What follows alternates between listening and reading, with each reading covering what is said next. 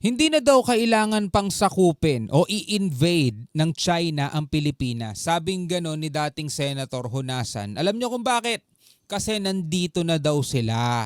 Matagal na mga kapatid. O ayan, napakita ko sa inyo yung title ha. O ayan. Honasan. Ayan, asan ba yun?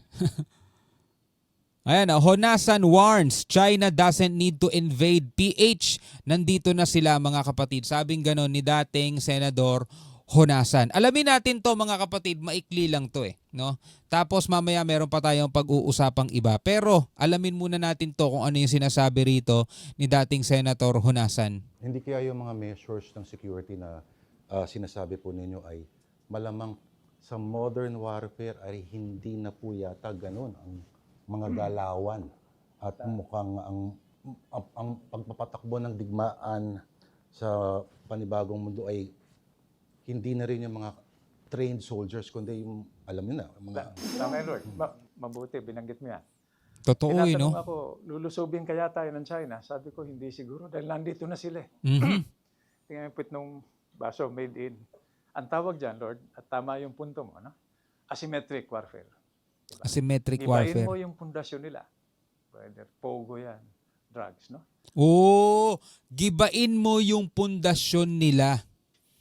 'Di ba? Ano nga ba nangyayari? Ano ba pundasyon mga tol ng isang bansa? 'Di ba mamamayan? O ngayon nagkakagulo mga tol, awayan sa politika mga tol. At syempre kapag walang kapayapaan ng bansa, mga tol, walang kapayapaan ng ang gobyerno mga tol. Gobyerno sa gobyerno naglalaban mga tol. Di ba bagsak ang ano niyan, pundasyon niyan mga tol. Doon na ngayon sila pumapasok unti-unti. Sumasalisi mga kapatid. Alam naman natin mga tol, nakapasok na sila rito. May mga spy na ngang nahuhuli, di ba? Sabing gano'n ni Honasan, Pogo. Sino ba nagpapasok ng Pogo dito mga tol? Di ba yung mga Pogo, ginagawang mga hub yan ng mga scam, ginagawang hub ng mga kidnapping, di ba? Torture. Alam nyo na, iba't ibang mga bagay na ginagawa nila. Drugs. Mga tol, dito lahat pumapasok sa Pilipinas. Sabi nga gano'n ni Honasan, bakit pa tayo susugurin ng China? Nandito na sila. Iba na yung modern warfare, no? Gibain mo yung pundasyon nila para pati kabataan nila malagay sa panganib. Yun ang Isa pa, pagpapakalat pa ng mga mga balita, mga naratibo na pabor sa China. O di ba may mga ganon, hindi natin kaaway ang China, hindi natin sila kalaban, sila nga yung pangunahing tumutulong sa atin. In some way, correct naman mga tol na hindi natin sila kalaban, matagal na natin silang kaibigan. Pero ang pinag-uusapan kasi rito, hindi mo ba maituturing na kalaban ng isang bansang sumasakop ng teritoryo mo at umaangkin sa soberanya mo? 'Di ba? Kung hindi kalaban ang tingin mo doon, anong tingin mo doon, 'di ba? no, pag-ingatan natin. Dahil yan, hindi natin nararamdaman, di ba? Nagko-concentrate tayo sa mga malalapit na lugar, pero with a coastline bigger than the coastline of the United States, pwede sila mag-landing ng army rito. No, in Mindanao, in Southern Philippines, malalaman natin, mababalitaan natin mga 1 month after.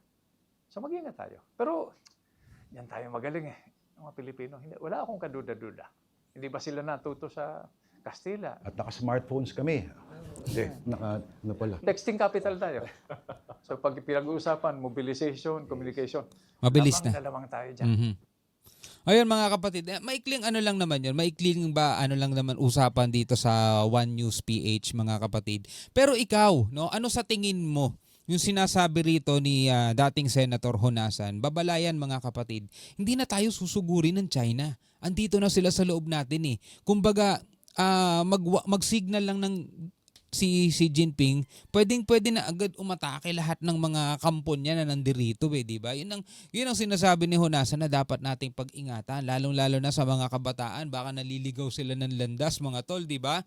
Yung karamihan ng mga produktong binibili ngayon natin online galing sa kanila. O baka may mga device yan na natitiktikan na pala tayo, mga tol, no? Ngayon, kasabay niyan mga kapatid, etong balita, no?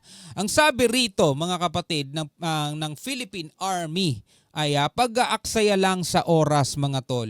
No, pag-aaksaya lang sa oras kung meron man ang nagbabanta ng kudeta, mga tol. Dahil nga alam niyo na kung anong nangyayari dito sa ating bansa. 'di ba? Naglalaban ng Marcos, Duterte, sinong happy-happy mga kapatid, mga dilawan, 'di ba? Pare-pareho lang naman sila, wala ka naman talagang mapipili sa kanila mga tol eh. Pare-pareho silang may mga kanyang agenda eh. Anyway mga kapatid, panoorin natin to mula naman to sa UNTV News. Ryan, kumusta ang sitwasyon dyan sa EDSA Shrine? Monica, sa ngayon ay normal pa rin ang sitwasyon dito sa EDSA Shrine. Maghapon namin minonitor itong EDSA Shrine, maging yung People Power Monument sa malapit lamang dito, pero wala tayong nakita na mga Walang tumutugon sa panawagan ni Roque. Roque, wala ka ng bilang, wala nang tumutugon sa panawagan mo. supporter ng dating Pangulong Rodrigo Duterte. Ang nakita natin kaninang umaga dito, yung mga kritiko ng dating Pangulo kung saan ay nagsagawa sila ng programa doon sa loob ng simbahan dito sa EDSA Shrine. Yung mga kritiko pa ang nakakita mga tol. Ito, panood ko lang sa inyo bahagya mga kapatid, yung panawagan ni Roque. Ito mga kapatid mula sa News 5. No? Ito yung araw na hinuli si dating Pangulong Duterte. Tingnan mo yung panawagan ni Roque. Tanging Korte Suprema pa lang ang makakadesisyon kung meron nga bang bisa ang isang mandamiento de arresto na in-issue ng isang hukuman. Pero ngayon po, mga kapwa-vloggers, manawagan na po tayo. Huwag na po tayo umiyak dito sa mga pangyayaring ito na naaresto ang Presidente Rodrigo Roa Duterte. Manawagan na po tayo sa EDSA. Balik EDSA na po tayo. Pwede ba ho? Mga kaibigan, lahat ng mga hindi lang nagmamahal kay Presidente Duterte, lahat na nagbibigay importansya sa soberenya at jurisdiksyon at pagiging malaya ng Pilipinas, kinakailangan po manindigan na tayo. Magtungo na po tayo ngayon sa EDSA. Okay? Magtungo na po tayo ngayon sa EDSA mga tol. Nananawagan si Ari Roque. Okay, mga vloggers, magkaisa na po tayo ng boses ngayon. Patunguhin na po natin ang ating mga followers sa EDSA dahil yan lang po talaga ang solusyon ngayon. Mahanda naman po ang mga legal na remedyo dyan, pero bukod sa legal na remedyo, bilang isang demokratikong bansa, may karapatan po tayong iparating ang ating saloobin dito sa pangyayari na inaresto na nila ang dating Presidente Rodrigo Roa Duterte. O yan, yan yung panawagan ni Roque mga tol. Ngayon, dito sa balita, wala atang pumansin sa kanya mga tol. Na ng programa doon sa loob ng simbahan dito sa EDSA Shrine. Tandaan ninyo mga tol, maging simbahang Katoliko, di ba? Minumura dati ni Duterte yung mga pare niya, no? So, yung pati simbahang Katoliko, mga tol, wala rin, kalaban din nila. It's a waste of time. Kasi at this point, the Armed Forces of the Philippines is very professional. The Army is very professional, and we follow the chain of command. Walang nakikitang banta ng kudeta sa Philippine Army ayon kay Commanding General Lieutenant General Roy Galido kasunod ng ginawang pag-aresto kay dating Pangulong Rodrigo Duterte kahapon. Saka hindi pa ba natututo sa mga nagdaang panahon? Sino ba mananalo sa kudeta? Kung sino man yung mga mag-aaklas na army, sa tingin ba nila kayang-kaya nilang i-take over ang gobyerno mga tol? Di ba? Hindi nila kayang i-take over ang gobyerno kasi makakalaban nila mga tol, kapwa nila kabaro. Diba? Pero yung pangit tignan no, sundalo sa sundalo naglalaban dahil sa isang tao. Ano yan? Diyos ba yan? Diba? Diba? Lahat naman mga kapatid pag nasangkot ka talaga sa ganyan at gumawa ka ng isang bagay na katulad halimbawa ng kinakaso kay dating Pangulong Duterte, ito na yung mga consequence na kailangan niyang harapin. Kasi tapos na yung termino niya mga tol, gantihan lang naman sa politika yan O sabihin na lang natin mga tol, hindi gantihan sa politika, kinasuhan na nga siya sa International Court 'di ba? May humahabol na sa kanyang batas 'di ba? So kailangan niya talagang harapin 'yun mga tol. Ano pang magagawa ng mga sundalo kung mag-aaklas sila? Sino makakalaban nila? Mga kabaro din nila. Para saan? Para sa bansa ba 'yan? O para sa pamilya Duterte, 'di ba? Kaya sabi nga ganun yung sundalo, di ba? It's a waste of time. Meron tayong matinding kalaban mga tol, malaking higanting bansa. Dapat doon mag-focus yung mga sundalo natin. Dahil sa kasong crime against humanity kung saan naglabas ng warrant of arrest ang International Criminal Court. And we focus more on why we exist. We exist to protect the sovereignty of our country and most especially preparation for our defense. Tiniyak ni General Galido na lagi silang nakikipag-ugnayan sa Philippine National Police at nakahandang tumulong sa anumang banta sa seguridad ng bansa. Aniya, hindi makikialam ang Philippine Army sa usapin ng politika, lalo na sa umiinit na usapin hinggil sa sinapit ni dating Pangulong Rodrigo Duterte. Kasi kapag nangelam dito ang Philippine Army, mga tol, ay hindi na para sa bansang Pilipinas yan, para sa ano na lang yan, mga tol, para sa mga para sa individual na lang. It's either para sa Marcos o it's either para sa Marcos o Duterte, no? Aliman diyan sa dalawa, hindi yan yung sinumpaan nilang tungkulin. Yes. Ano yan eh? This is what we call cognitive warfare, and napaka-importante that we are always aware of the truth and the process that is being undertaken.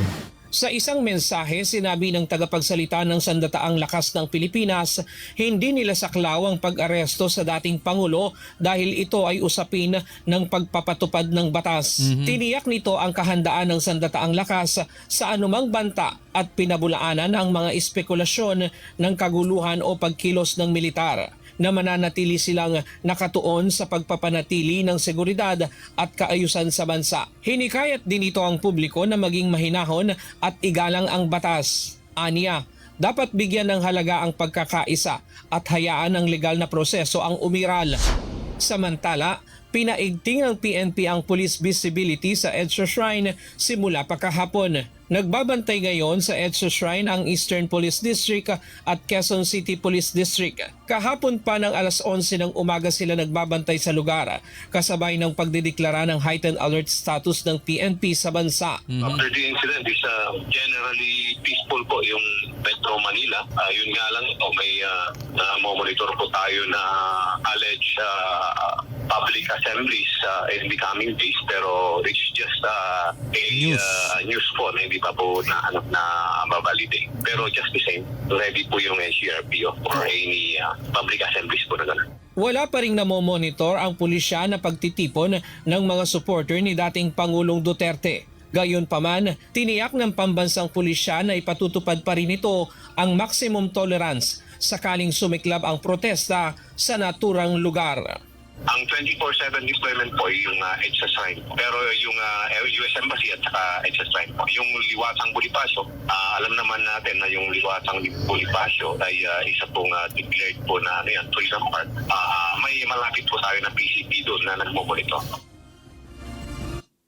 Monica, kanina may mga naririnig tayo na magkakaroon ng hunger strike dito sa EDSA Shrine. Yung Hunger strike.